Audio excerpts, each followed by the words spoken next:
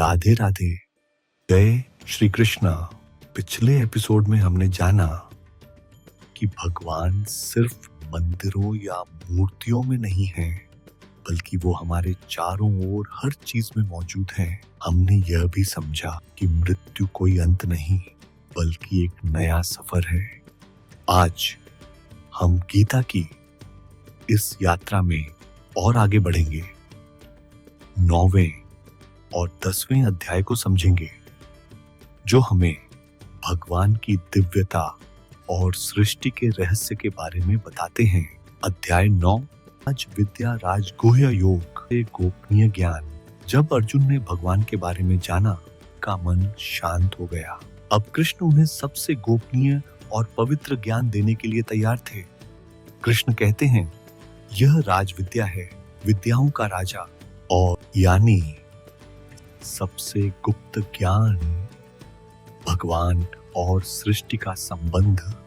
कृष्ण कहते हैं, यह पूरी सृष्टि उन्हीं से बनी है, उन्हीं में समाई हुई है, लेकिन वो स्वयं इस सृष्टि से अलग भी हैं। सभी प्राणी मुझ में ही रहते हैं, लेकिन मैं उनमें नहीं रहता। उदाहरण, जैसे एक कलाकार अपनी पेंटिंग में मौजूद होता है, उसकी कल्पना, उसकी सोच उस पेंटिंग में होती है, लेकिन वह पेंटिंग उस कलाकार को धारण नहीं कर सकती। उसी तरह भगवान इस दुनिया में है, लेकिन इस दुनिया से बंधे नहीं हैं। क्यों नहीं करते भेदभाव? कृष्ण कहते हैं, मैं सभी प्राणियों के प्रति समान हूँ। न मुझे कोई प्रिय है, न कोई अप्रिय, लेकिन जो मुझे प्रेम और भक्ति से भजता है, वह मुझ में है और मैं उसमें हूँ। उदाहरण, सूरज सबके लिए समान रूप से चमकता है, लेकिन अगर दिल को भक्ति के शीशे से साफ किया जाए, तो भगवान का प्रकाश उसमें और भी स्पष्ट दिखता है। भक्ति का सबसे सरल तरीका। कृष्ण कहते हैं, अगर तुम मुझे एक पत्ता, एक फूल, एक फल या थोड़ा सा पानी भी भक्ति से अर्पित करते हो, तो मैं उसे स्वीकार करता हूं। युवा पीढ़ी के लिए संदेश। आज हम प्यार और सम्मान चाहते हैं, लेकिन जब सामने से कुछ नहीं मिलता, तो दिल टूट जाता है। गीता सिखाती है, सच्ची भक्ति पाने के लिए नहीं, केवल प्रेम से की जाती है। अध्याय 10, विभूति योग, भगवान की महिमा।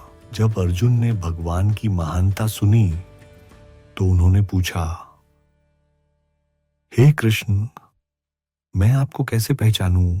आप किस किस रूप में इस सृष्टि में हैं? कृष्ण बताते हैं, मैं सभी प्राणियों के मन में हूं, सभी वेदों में मैं सामवेद हूं, देवताओं में मैं इंद्र हूं, असुरों में मैं प्रहलाद हूं, ऋतुओं में मैं वसंत हूं, नदियों में मैं गंगा हूं, अक्षरों में मैं। इसका अर्थ, भगवान किसी एक रूप में सीमित नहीं, वो हर सुंदर, महान और शुद्ध वस्तु में मौजूद है। उदाहरण, जब हम किसी महान लीडर को देखते हैं, तो उसमें भगवान का अंश है। जब हम किसी सुंदर नदी या पहाड़ को देखते हैं, तो उसमें भी भगवान की झलक है।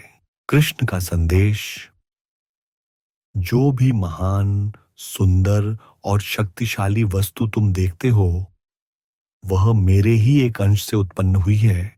युवा पीढ़ी के लिए संदेश, महानता सिर्फ बड़े कामों में नहीं होती, भगवान हर छोटे बड़े काम और हर रिश्ते में है। माता पिता का प्यार, दोस्त की मदद, आपकी मेहनत, सब भगवान का रूप है। जब आप हर चीज में भगवान को देखना शुरू करते हैं, तो जीवन खुद ब खुद दिव्य हो जाता है। महाराज जी, तो मेरे प्यारे दोस्तों, गीता का 9वां और 10वां अध्याय हमें बताते हैं, भगवान हर जगह, हर समय, हर व्यक्ति में मौजूद हैं। हमें केवल उन्हें पहचानने और महसूस करने की जरूरत है। राधे राधे। जय श्री कृष्णा।